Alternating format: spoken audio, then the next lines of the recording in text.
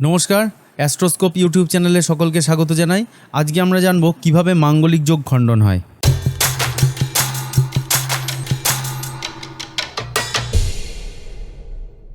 জ্যোতিষশাস্ত্রে যেমন বিভিন্ন গ্রহের বিভিন্ন অবস্থানে শুভাশুভ যোগের সৃষ্টি হয়, তেমনি বিভিন্ন গ্রহের প্রভাব সেই যোগটিকে কিন্তু নষ্টও করে দিতে পারে।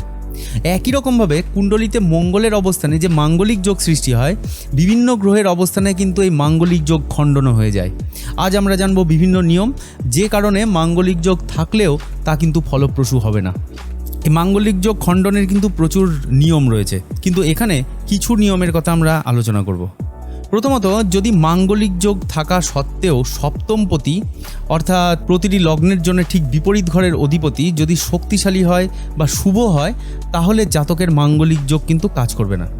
এখানে যেমন নেওয়া হয়েছে মিথুন লগ্নের সপ্তমপতি বৃহস্পতি, এবং দেখুন এখানে মঙ্গল বসে আছে চতুর্থ ঘরে। মঙ্গলের চতুর্থ দৃষ্টি কিন্তু সপ্তম ঘরে পড়েছে।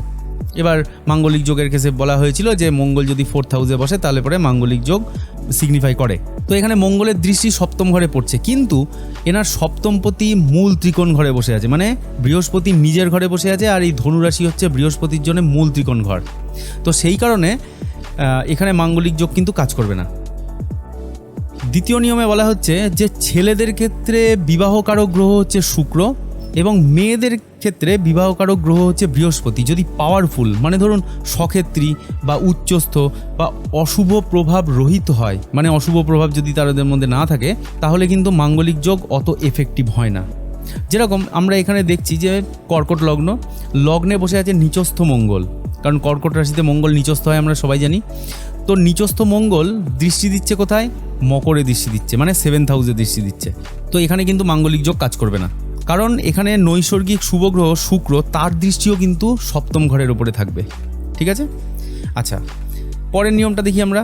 পঞ্চমহাপুরুষ যোগের একটি হলো রুচক যোগ, অর্থাৎ মঙ্গলকে কিন্তু তুঙ্গস্থ হয়ে কেন্দ্রে অবস্থান করতে হবে, তখন দেখা যায় যে মাঙ্গলিক যোগ ভঙ্গ হয়। দেখুন এখানে লগ্নে বসে আছে, মানে লগ্ন হচ্ছে কর্কট লগ্ন, সপ্তম ঘর হচ্ছে মকর রাশির, সপ্তম ঘরেই বসে আছে মঙ্গল, এবং মঙ্গল এখানে কিন্তু উচ্চস্থ। ঠিক আছে, তাহলে তো বলতে হবে যে প্রচণ্ড মাঙ্গলিক সে, বা তার এরকম প্রবলেম হবে, কিন্তু তা নয়।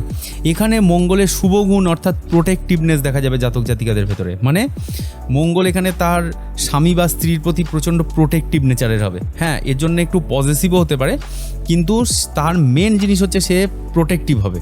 আচ্ছা, এবার আমরা পরবর্তী শর্তটা দেখে নিই। পরবর্তী শর্ত হলো মঙ্গল যদি যোগকারক হয়, অর্থাৎ একই সাথে যদি কেন্দ্র ও ত্রিকোণের অধিপতি হয়, তখন কিন্তু মাঙ্গলিক দোষ হয় না। যেমন কর্কট লগ্ন বা সিংহ লগ্নের ক্ষেত্রে, কী হবে? সিংহ লগ্নটাকে ধরে নিন। দেখুন মঙ্গল হচ্ছে বৃশ্চিক এবং মেষের অধিপতি। বৃশ্চিকের ঘরে লেখা আছে 4 অর্থাৎ কেন্দ্রপতি, আর মেষের ঘরে লেখা আছে 9 অর্থাৎ ত্রিকোণপতি। তাহলে মঙ্গল একই সাথে সিংহ লগ্নের জাতক জাতিকাদের জন্য কেন্দ্রপতি এবং ত্রিকোণপতি একই সাথে, তাই মঙ্গল হচ্ছে সিংহ লগ্নের জন্য যোগকারক গ্রহ। এবার এই যোগকারক গ্রহের দৃষ্টি রয়েছে সপ্তম ঘরে, তাহলে সেই কেসে কিন্তু মাঙ্গলিক দোষ হবে না। পরের শর্তটা দেখি। মঙ্গল যাদের লগ্নের অধিপতি, ঠিক আছে, মঙ্গল যাদের লগ্নের অধিপতি, যেমন মেষ লগ্নের অধিপতি মঙ্গল, আবার বৃশ্চিক লগ্নের অধিপতি মঙ্গল, মানে বৃশ্চিক রাশির অধিপতি মঙ্গল। এবার যদি কারোর লগ্ন হয় মেষ অথবা বৃশ্চিক, তাহলে কিন্তু তাদের লগ্নপতি হয়ে যাবে মঙ্গল। এবার এই মঙ্গল যেখানেই বসুক না কেন, সেখানে কিন্তু মাঙ্গলিক দোষের প্রবণতাহীন হয়ে যাবে, মানে মাঙ্গলিক দোষ থাকবে না। কেন থাকবে না? কারণ লগ্নপতি সব সময় শুভ হয়। লগ্নপতি যেখানেই বসুক না কেন, লগ্নপতি অ্যাফেক্টেড হতে পারে বিভিন্ন গ্রহদের দ্বারা, সেখানে লগ্নপতি অ্যাফেক্টেড হয়ে গেলে পরে শারীরিক কোনো দুর্বলতা, শারীরিক প্রবলেম এরকম আসতে পারে, কিন্তু লগ্নপতি কখনোই অশুভ হতে পারে না। ঠিক আছে, আচ্ছা, পরের নিয়মটা আমরা দেখব। দেখুন জোটক বিচারের ক্ষেত্রে আমরা দেখি যে পাত্রের কুণ্ডলিতে মঙ্গল যদি বসে থাকে 1, 4, 7, 8, 12, এর মধ্যে কোনো একটা জায়গাতে মঙ্গল বসে আছে পাত্রের, কিন্তু দেখা গেল যে পাত্রীর কুণ্ডলিতে 1, 4, 7, 8, 12 এই ঘরের যে কোনো একটা ঘরে শনি বসে আছে, তাহলে কিন্তু মাঙ্গলিক দোষ ভঙ্গ হয়, এদের কিন্তু বিবাহ হতে পারে।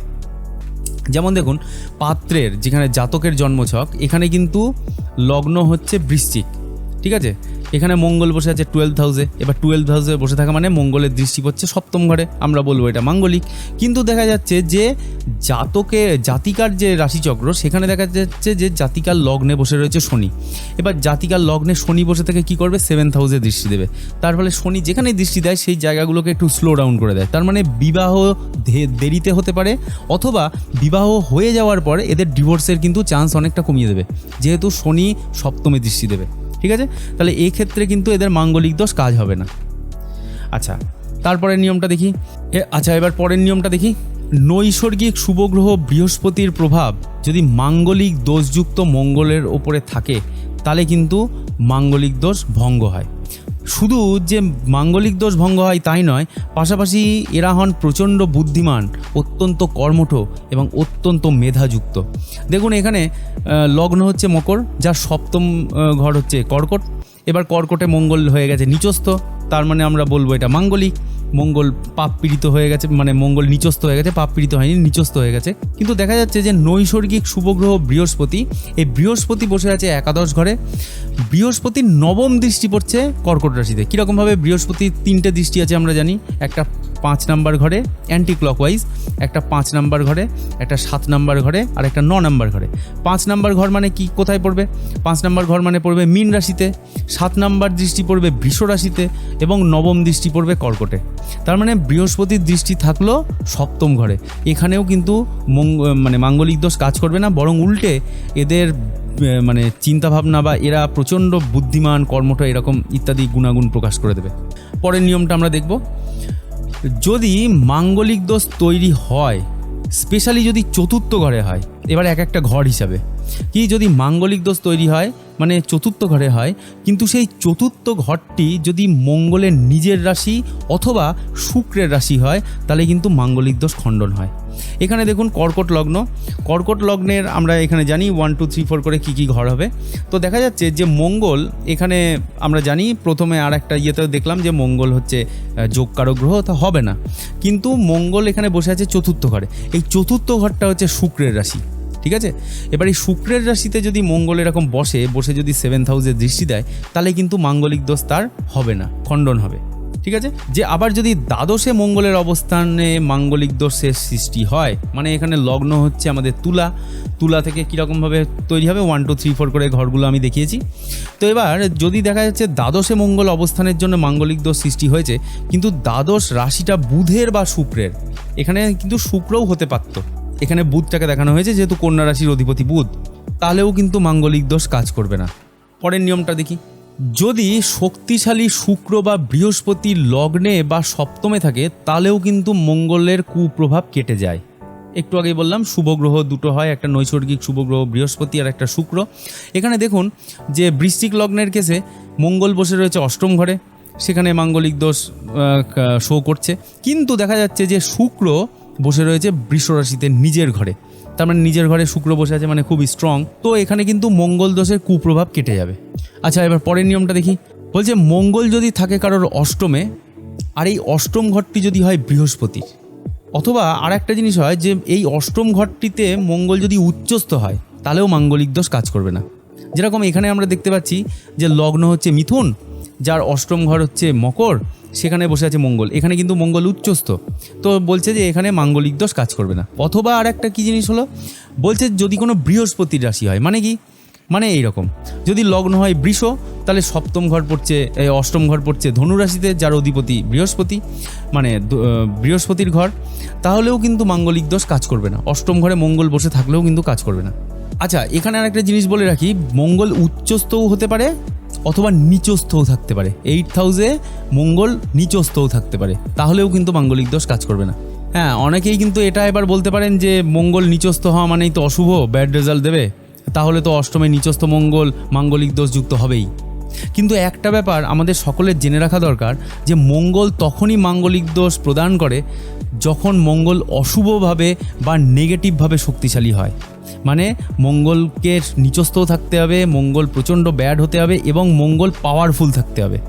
মঙ্গলকে পাওয়ারফুল থাকতে হবে এবং মঙ্গলকে অশুভ থাকতে হবে, তবেই সেই মঙ্গল বাজে রেজাল্ট শো করবে। আদারওয়াইজ মঙ্গলের মধ্যে যে পোটেন্সি আছে বা মঙ্গলের মধ্যে যা আমাদের প্রোটেক্টিভনেস আছে, এই সবগুলো মঙ্গল তখন এক্সিবিট করবে।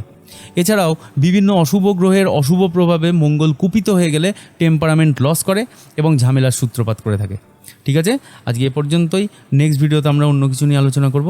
Thanks for watching and keep supporting.